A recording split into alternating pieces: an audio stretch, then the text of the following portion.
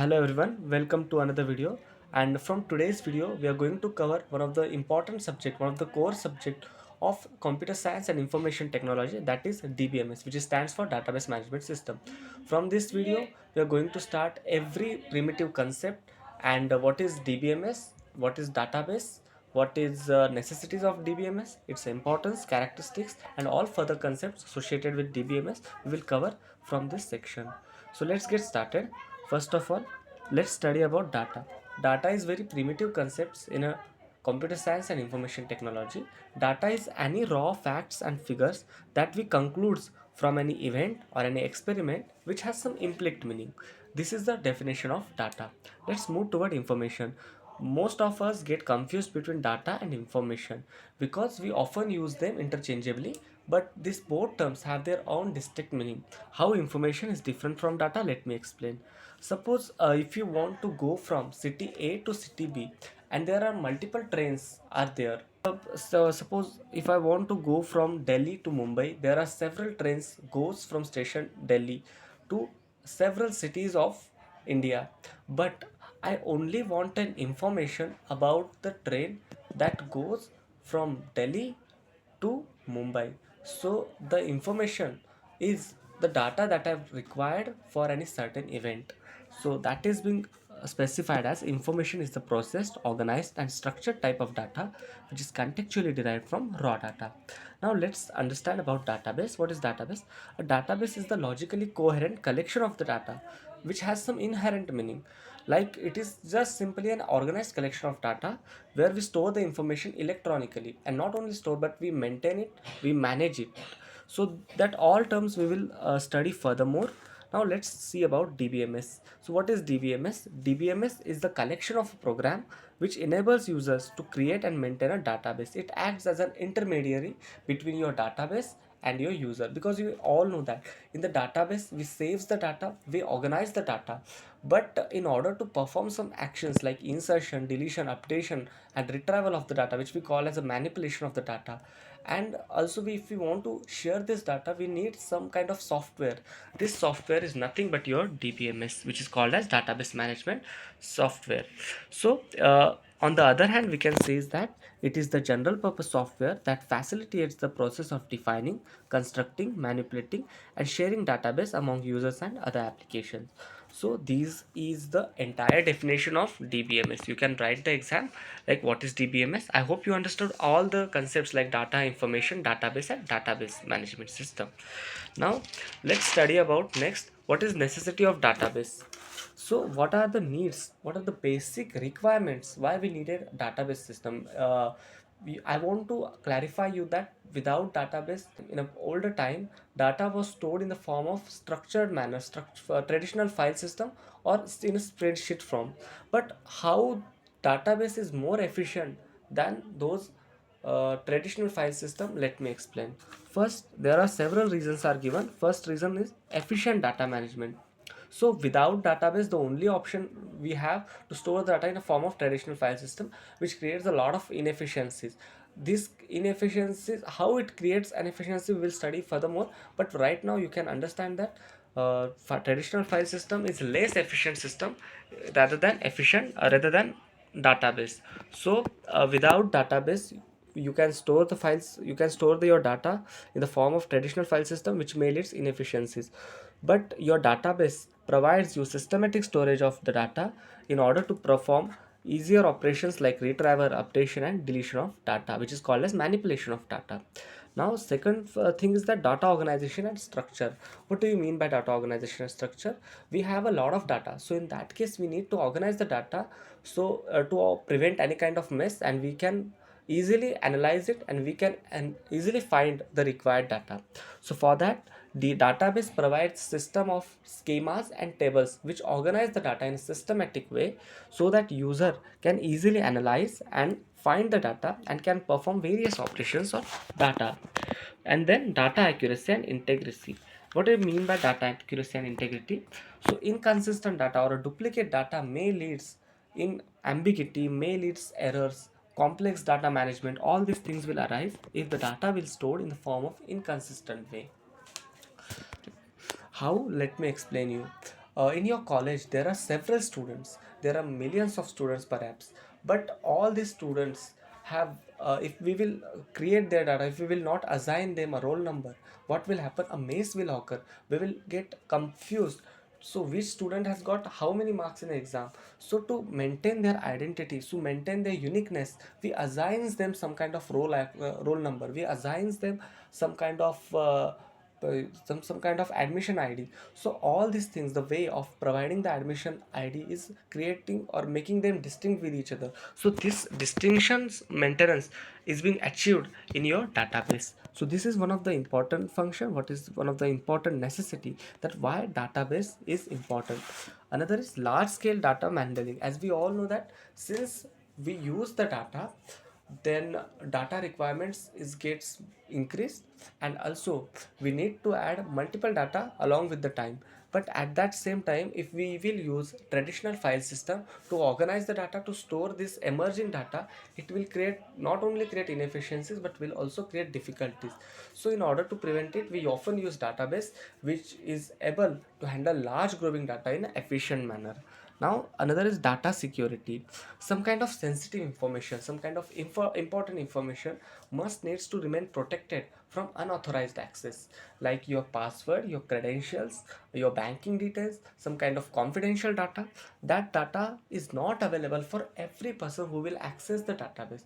So in that case, your database provides some security mechanisms like encryption, access control, then authentications.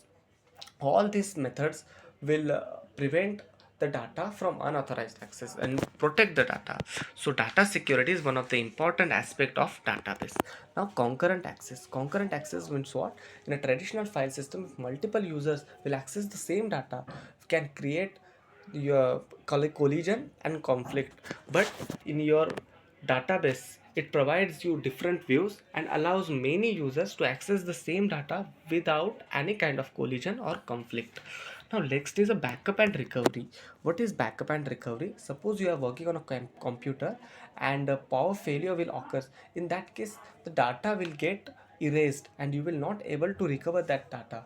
But this case will not arise with the database. In that case, it provides some mechanisms like quick backup, recovery, and restoring the data in another devices, which helps to prevent the data from data loss. So this is one of the important aspect of backup and recovery. Next, we are going to study some of the characteristics of database approach. Using the database strategy provides you some special kind of characteristics and advantages. What are these? First is the self-describing nature of database management system.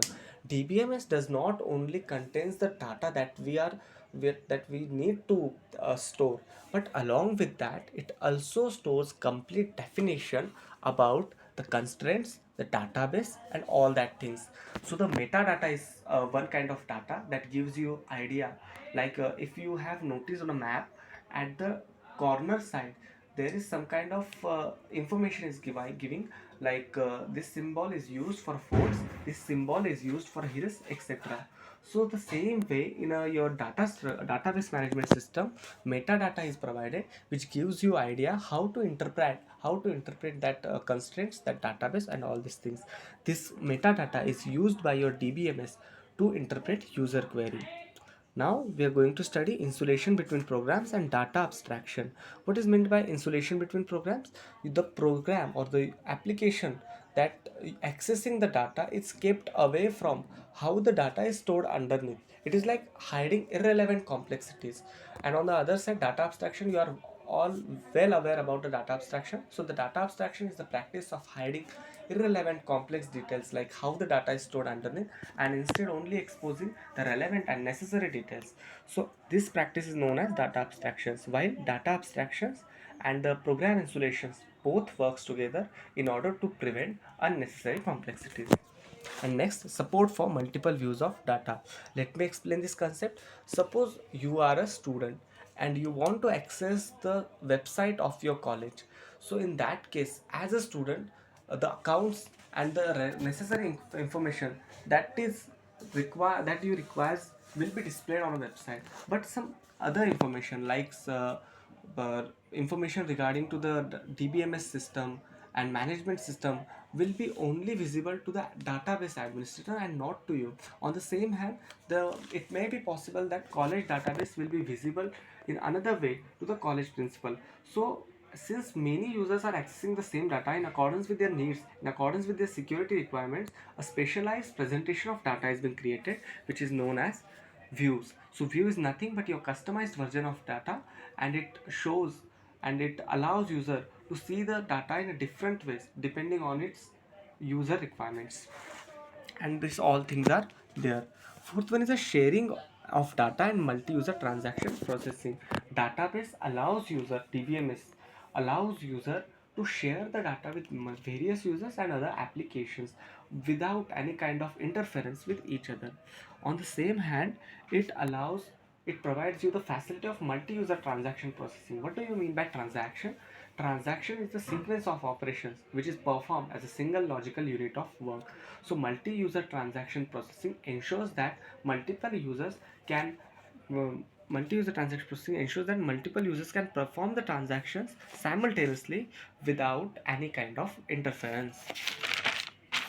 Now let's study about actors of the scene. Actors at the scenes means all the people that are behind, which are working on a database management system.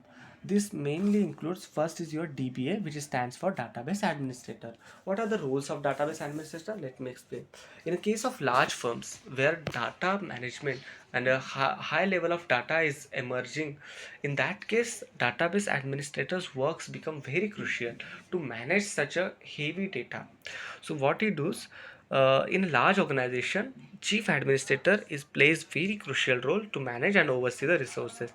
So in a database environment, we will study further what is the database environment in a detail. So in a case of database environment, database is considered as your primary resource while secondary resource is your DBMS. So the DBA is responsible for authorizing access to the database and coordinating, monitoring its use, and acquiring software and hardware, which means your database administrator is truly responsible for the security of database. It allows who will access the database and for how long. So that will be decided by your database administrator. Then it ensures that the use of database is ongoing in a proper way, in an efficient way, and also it ensures that what kind of software and hardware required for the maintenance of that database. So all these things are being managed by your database administrator. Now second is database designer. Database designer is the personnel who is responsible for identifying the data to represent, to store and represent it in a database, and to choose a appropriate structure to represent that data. For example, depending on its application, if I want to store the data of the passengers who are interested to travel from train, in that case what kind of data structure I will use queue, so that those who will come first will get the seat first. So FIFO, first in first out principle will be stand out here. And then the database designers ensures that his design must be satisfy all the requirements from its prospective users. Now let's see about end users. What do you mean by end users? End users is the group of those personas whose job requires access to the database, or those people who wants to access the database for a constant query, updating, and generating complex reports. So end users have several types.